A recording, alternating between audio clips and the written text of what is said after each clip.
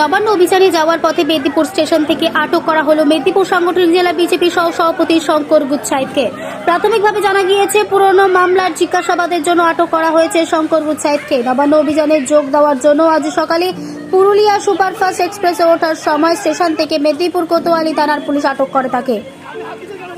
সবাই আপনারা জানেন যে ছাত্র সমাজ ডাক দিয়েছে প্রতি বাড়ি থেকে একজন করে আসার জন্য। কারণটা একটাই, যে সমস্ত ধর্ষক খুনিরা শাস্তি পায়নি, স্বাস্থ্যমন্ত্রীর আন্ডারে তারা আছেন এবং তাদেরকে আড়াল করার চেষ্টা হচ্ছে। সেই জন্য নবান্ন অভিযানে ডাক দিয়ে ছাত্র সমাজ দোষীদের শাস্তির দাবিতে, আরজি করে যে বোনকে ধর্ষণ করে খুন করা হয়েছে তার শাস্তির দাবিতে, মমতা ব্যানার্জিকে উৎখাত করার দাবিতে, সেই আহ্বানে আমরা সাড়া দিয়ে প্রত্যেকটা পরিবার থেকে আমরা একজন করে যাচ্ছি ছাত্র সমাজের ডাকে নবান্ন অভিযানে। আরজি করে ঘটনা কি